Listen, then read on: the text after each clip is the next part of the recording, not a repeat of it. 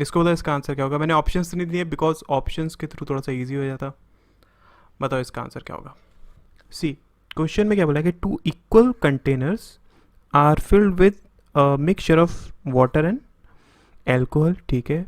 One of them contains 3 times as much as alcohol as the other, ठीक है। तो आपके पास 2 कंटेनर हैं, इसमें वाटर एल्कोहल है, इसमें भी वाटर एल्कोहल है, ठीक है। दोनों की क्वांटिटीज़ आपके पास क्या सेम है, और एक में आपके पास जो एल्कोहल है वो 3 times है। मतलब क्या, अगर इसमें x है तो इसमें कितना होगा, 3x होगा, ठीक है। अब वो बोलता क्या है कि the mixture in the 2 containers are then mixed, इन दोनों को क्या करा जाता है, मिक्स किया जाता है, and it is found that the ratio of water to alcohol is इतना, ठीक है। मतलब क्या, आपके पास इन दोनों को मिलाने से जो वाटर एल्कोहल का रेशियो मिला वो कितना मिला, 3:2 मिला, ठीक है। Then find the ratio of water to alcohol in each of the original container. तो आपके पास यहाँ पर कितनी कितनी क्वांटिटी थी, हमें ये चीज़ फाइंड आउट करनी है, ठीक है।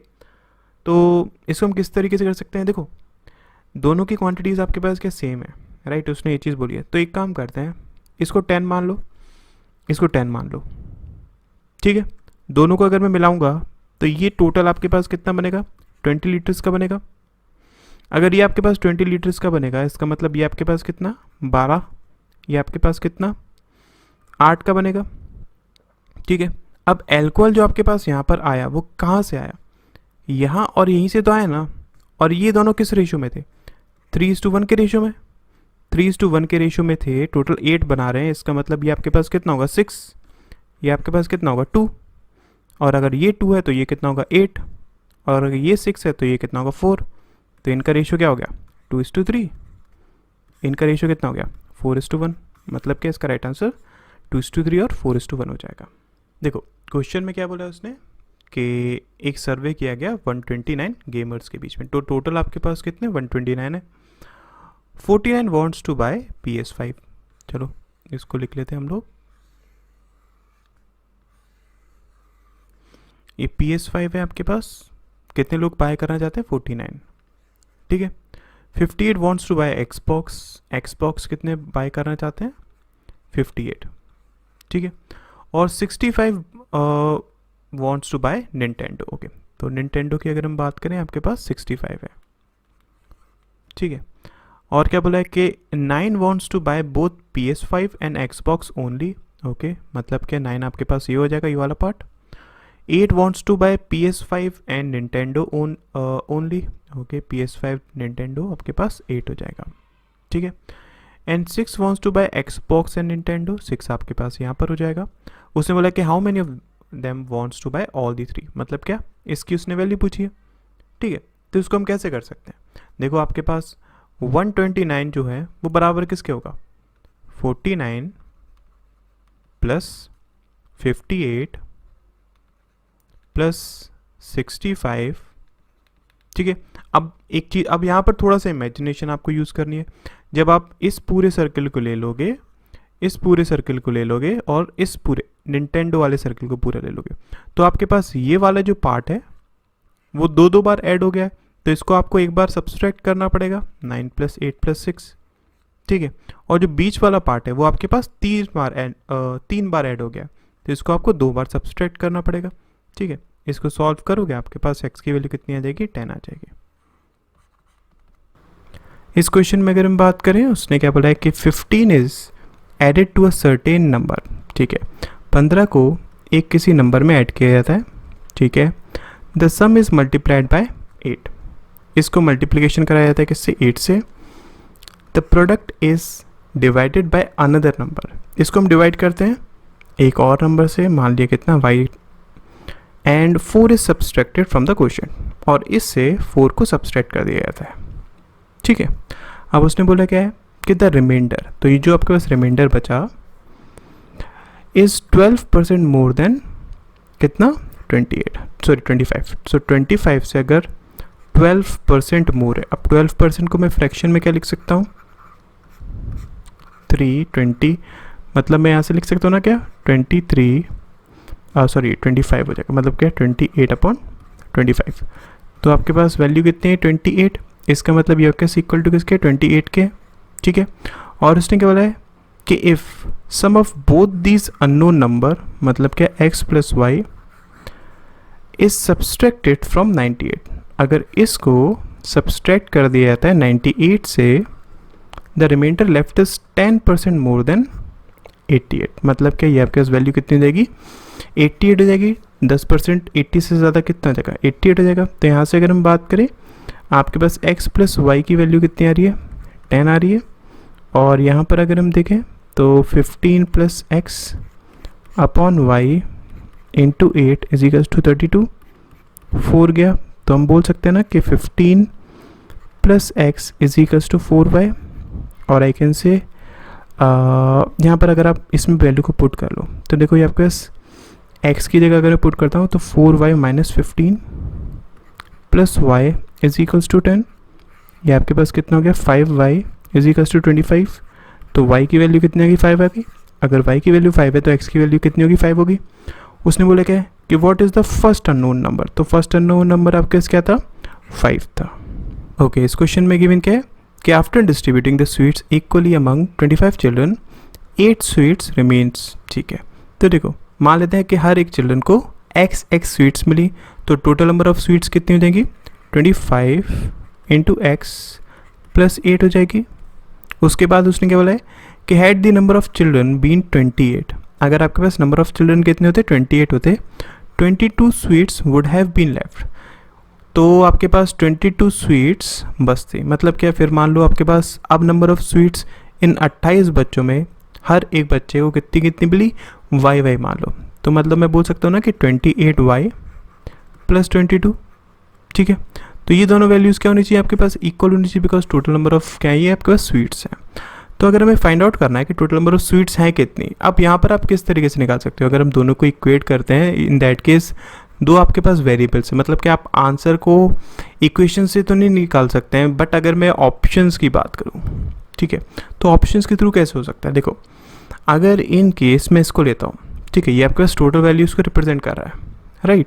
तो देखो 350 अगर मैं इसको इसके इक्वेट कर देता हूँ, इन दैट केस देखो आपके पास 25x इसकी जो वैल्यू आएगी वो 25 से डिविजिबल नहीं होगी, बिकॉज ये आपके पास कितना हो जाएगा, 342 हो जाएगा। इसका मतलब क्या है, फर्स्ट ऑप्शन आपके पास एलिमिनेट हो गया। सिमिलरली ये आपके पास क्या हो जाएगा, इसमें से अगर मैं 8 को सब्सट्रैक्ट कर देता हूँ तो 348 ये भी आपके पास नहीं हो पाएगा, जो कि 25 से डिविजिबल है, ये भी नहीं हो पाएगा। बट ये आपके पास हो जाएगा कैसे, अगर मैं 358 यहाँ पर पुट करता हूँ तो 8 इसमें से माइनस होकर 350 बचेगा। ठीक है, तो 25x अगर मैं यहाँ पर लगाता हूँ तो ये आपके पास क्या कैंसिल आउट हो जाएगा इससे, इज़न्ट इट। ठीक है, और आपके पास कैंसिल आउट हो रहा है। सिमिलरली अगर मैं इसमें भी बात करता हूँ तो ये वैल्यू आपके पास किसके बराबर है, 358 के बराबर। ठीक है, यहाँ से अगर मैं इसमें सब्सट्रैक्ट करता हूँ तो ये आपके पास कितना 633। ठीक है, अगर मैं यहाँ पर इसको डिवाइड करता हूँ 28 से तो ये आपके पास कितना हो जाएगा, 12 हो जाएगा। मतलब ये भी आपके पास डिविजिबल है। इसका मतलब क्या, डी इसका राइट आंसर हो जाएगा। इस क्वेश्चन में अगर हम बात करें, उसने बोला है कि the height of a regular cylinder is 60% higher than the diameter of the base. तो देखो एक आपके पास सिलेंडर है, ठीक है, और उसने क्या बोला है कि जो इसकी हाइट है वो 60% ज़्यादा है किससे, जो उसका डायमीटर है। मतलब अगर इसका डायमीटर कितना है 5x है, ठीक है, तो इसकी हाइट कितनी हो जाएगी, 60% ज़्यादा है। मतलब मैं बोल सकता हूँ ना आपके पास कितना 3/5 और इतनी ज़्यादा मतलब 8/5 है। तो इसका मतलब आपके पास ये वैल्यू कितनी हो जाएगी, 8x हो जाएगी। ठीक है, इतना उसने बता दिया। और क्या बोला इसने कि जो टोटल सरफेस एरिया है वो इसके बराबर है। अब इसका टोटल सरफेस एरिया क्या हो जाएगा, देखो बेस का अगर मैं पेरीमीटर की बात करता हूँ तो 2πr, ठीक है, इनटू हाइट कितनी, अभी एच ही लिख लो, फाइन। ये आपके पास क्या हो गया, कर्व्ड सरफेस एरिया हो गया। अगर मुझे टोटल निकालना है तो प्लस करना पड़ेगा बेस और ऊपर वाली साइड का दोनों का एरिया, मतलब कितना हो जाएगा 2πr², राइट। तो ये बराबर दिए हुए किसके, 8085 के। यहाँ से अगर हम बात करते हैं तो आप 2πr को बाहर ले लीजिए, अंदर क्या बचेगा, h+r बचेगा।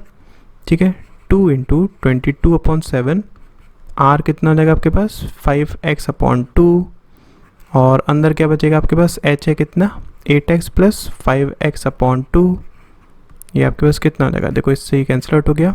ठीक है, ये आपके पास 110x/7, और ये आपके पास कितना हो जाएगा 16 और 5 ये जाएगा कितना 21x upon 2 is equals to 8085 है।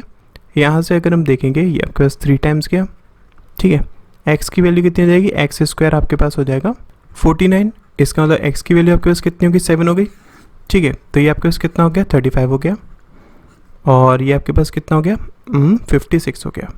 फाइन, अब आगे उसने क्या बोला है कि a cone has 25% less height than that of the cylinder. अच्छा, अब जो कोन है उसकी हाइट कितनी है 25% लेस है, मतलब क्या 56 इंटू 3/4 है, तो ये आपके पास कितना आ जाएगा 14, और आई कैन से कितना आ जाएगा आपके पास 42, ठीक है। ये आपके पास क्या है, ये आपके पास हाइट है किसकी, एक कोन की, ठीक है, हाइट दी हुई है। फाइन, और उसका वॉल्यूम आपके पास ये है, तो हमें रेडियस पता करना है। तो देखो कोन का अगर मैं वॉल्यूम की बात करता हूँ कितना आ जाएगा 1/3 into pi r square h, ठीक है। ये बराबर किसके 27500 के।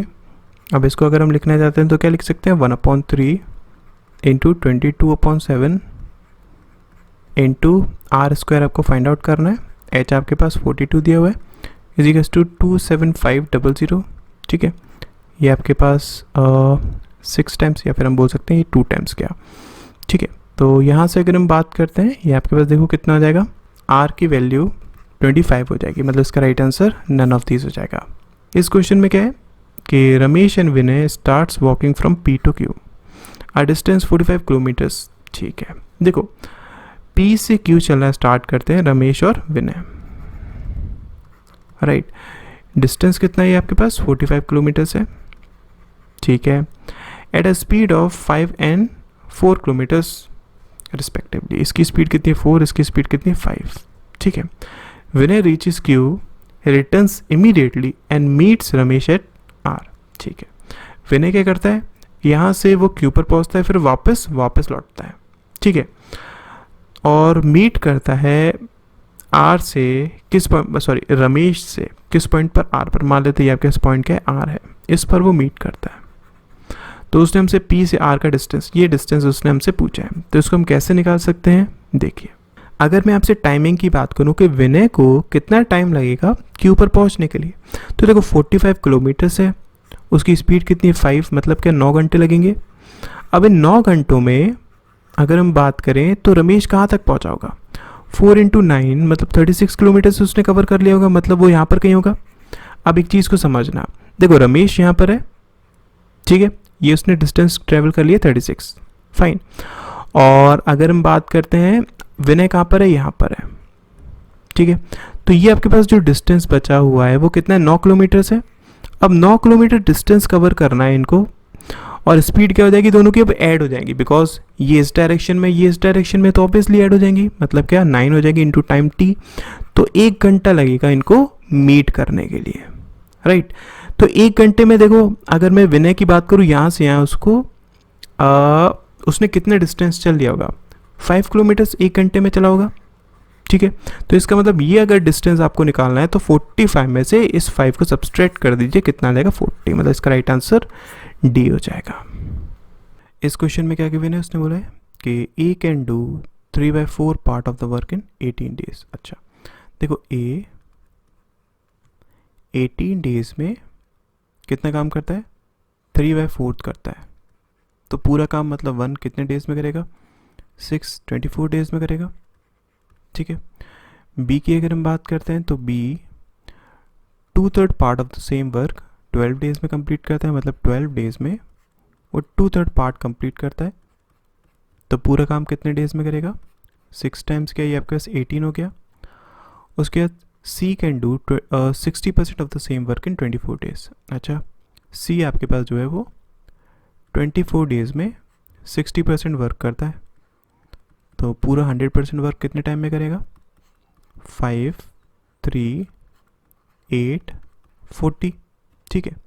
अब उसने बोला कि if A B and C do the work alone for इतना इतना एंड इतना days respectively, what percent of the work is remaining, तो हमें बताना कितना परसेंट ऑफ वर्क रिमेनिंग होगा। तो इसको हम कैसे कर सकते हैं, अगर हम इनका एलसीएम लेते हैं तो आपके पास कितना देगा 360, ठीक है। ये आपके पास 15 हो गया, 20 हो गया, ये 9 हो जाएगा। तो यहाँ से देख लो, ए ने कितने दिन काम करा है, 5 दिन, मतलब कि इंटू 5, बी ने 3 दिन और सी ने 10 दिन, ठीक है। ये आपके पास कितना हो जाएगा, 75, ये आपके पास 60 और ये आपके पास 90, ठीक है। तो 5 यहाँ से अगर हम बात करें तो ये कितना होगा, 13 और 9 हो जाएगा आपके पास 22। तो इतना काम इन लोगों ने कंप्लीट कर लिया है, ठीक है। आपके पास टोटल वर्क था इतना, तो रिमेनिंग कितना रह गया आपके पास, 225। यहाँ से अगर हम बात करते हैं तो 5 3 1 135, 360 का कितना परसेंटेज है, इसको निकाल लो आपके पास। ये कितना हो जाएगा, 45, या फिर ये आप हो जाएगा आपके पास कितना, 15, और ये आपके पास 4, 2 टाइम्स क्या, 5 टाइम्स क्या, 75/2, और आई कैन से 37.5%, मतलब क्या, डी इसका राइट आंसर हो जाएगा। इस क्वेश्चन में क्या गिवन है, उसने बोला है कि a person invested a sum of rupees इतना in 3 schemes A B and C at simple interest at the rate of इतना इतना एंड इतना % पर एनम रिस्पेक्टिवली। ओके, एक पर्सन है जो कि टोटल अमाउंट लगाता है कितना, 80,000, ठीक है, 3 स्कीम्स में, ए बी और सी में, ठीक है। इंटरेस्ट रेट जो आपके पास है वो कितना है, 12% है यहाँ पर, ये आपके पास 21% है और ये आपके पास 15% है, ठीक है। उसने बोला है कि the amount invested in scheme C is 50% more than the amount invested in scheme B. मतलब क्या, इसमें आपके पास जो अमाउंट इन्वेस्ट होगा, अगर वो आपके पास 3x है तो ये अमाउंट कितना हो जाएगा, 2x हो जाएगा, ठीक है। सी में जो अमाउंट इन्वेस्ट हो रहा है 50% ज़्यादा है बी से, तो ये अमाउंट आपके पास कितना हो जाएगा, इसको हम लिख सकते हैं ना, 80,000 माइनस 5x, ठीक है। उसके बाद उसने बोला कि find the total amount invested in scheme A if he gets total amount of rupees इतना इन 3 ईयर्स। 3 सालों में टोटल अमाउंट उसको ये मिलता है, मतलब क्या, यहाँ पर 3 ईयर्स, यहाँ पर 3 ईयर्स, यहाँ पर 3 ईयर्स, ठीक है। तो एक चीज़ को समझिए, अगर हम बात करें यहाँ से आपके पास जो इंटरेस्ट मिलेगा वो कितना मिलेगा, 45% ऑफ 3x। यहाँ से इंटरेस्ट कितना मिलेगा, 63% ऑफ 2x। यहाँ से इंटरेस्ट कितना मिलेगा, 36% ऑफ 80,000 माइनस 5x, ठीक है। इन सबको अगर हम ऐड करेंगे तो ये आपके पास कितना हो जाएगा, देखो 36 इंटू 800 माइनस 30, ये आपके 15180 x%, ठीक है, प्लस ये आपके हो जाएगा 126 x% प्लस 15 1 कैरी 135 x%, ठीक है। ये आपके पास टोटल इंटरेस्ट आया। अगर हम इसमें प्रिंसिपल को ऐड कर देते हैं, प्रिंसिपल आपके पास कितना था, 80,000 था, ये इक्वल टू किसके, 116,900 के। तो यहाँ से अगर हम बात करें, ये आपके पास कितना लगेगा, देखो 48 24 28 00, ये आपके पास जाएगा कितना, plus 81 x% is equals to 36900। तो 81% 81 x% इक्वल टू जाएगा किसके, 8100 के। तो यहाँ से अगर हम बात करें, आपके पास 100 हो गया, तो x की वैल्यू आपके पास कितनी हो जाएगी, 10,000 हो जाएगी, ठीक है। अगर x की वैल्यू आपके पास 10,000 है, मतलब ये आपके पास कितना जाएगा, 20,000, ये आपके पास कितना हो जाएगा, 30,000, और ये आपके पास फिर रिमेनिंग कितना, 30,000 ही आएगा, ठीक है। तो उसने बोला गया कि find the amount invested in scheme A. Scheme A में कितना अमाउंट इन्वेस्ट हुआ था, 30,000, मतलब बी इसका राइट आंसर हो जाएगा। इस क्वेश्चन में गिवन क्या उसने बोला है कि B initially invested 3 times the initial amount invested by A and 25% less than the initial amount invested by C. अच्छा, देखो बी कितना अमाउंट लगाता है, 3 टाइम्स किससे, जितना ए से लगाना है, ठीक, और 25% लेस जितना सी ने लगाया, मतलब सी ने अगर आपके पास 4x लगाया तो बी ने कितना 3x लगाया होगा। ये हमारे पास क्या इनिशियल इनका अमाउंट इन्वेस्ट करा है वो दिया हुआ है। उसने लगा कि आफ्टर ए ईयर, एक साल के बाद A B and C invested rupees इतना इतना एंड इतना मोर रिस्पेक्टिवली। मतलब क्या, एक साल के बाद ये 300 रुपये एक्स्ट्रा लगाता है, ये 200 रुपये एक्स्ट्रा लगाता है और ये 100 रुपये एक्स्ट्रा लगाता है, ठीक है। And after 2 years the ratio of profit share of A and C is इतना। 2 साल के बाद जो प्रॉफिट शेयर है वो आपके पास 1:3 में दिया हुआ है। मतलब क्या, अगर मैं बात करता हूँ ए की, तो ए का देखो आपके पास एक्स तो उसने 2 साल के लिए इन्वेस्टमेंट करा होगा और 300 उसने 1 साल के लिए इन्वेस्टमेंट करा होगा। सिमिलरली अगर मैं सी की बात करता हूँ तो 4x उसने 2 साल के लिए इन्वेस्ट करा होगा और 100 उसने 1 साल के लिए इन्वेस्ट करा होगा। इनका रेशियो 1/3 दिया हुआ है। तो यहाँ से अगर हम बात करते हैं 2x + 300 × 3 = 8x + 100 हो जाएगा। तो यहाँ से देखो आपके 6x + 900 = 8x + 100 हो जाएगा। ये आपके पास कितना हो जाएगा, 2x = 800। तो x की वैल्यू आपके पास कितनी आ रही है, 400 आ रही है, ठीक है। इसका मतलब इसने इन्वेस्टमेंट कितना करा था इनिशियली, 400, इसने 1200, इसने 1600 करा था।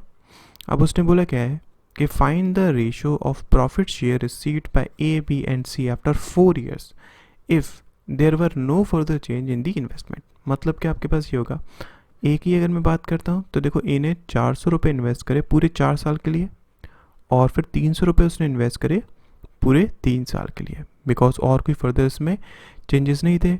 बी की अगर हम बात करते हैं तो आपके पास 1200 रुपये इन्वेस्ट करे पूरे 4 साल के लिए और 200 रुपये इन्वेस्ट करे पूरे 3 साल के लिए।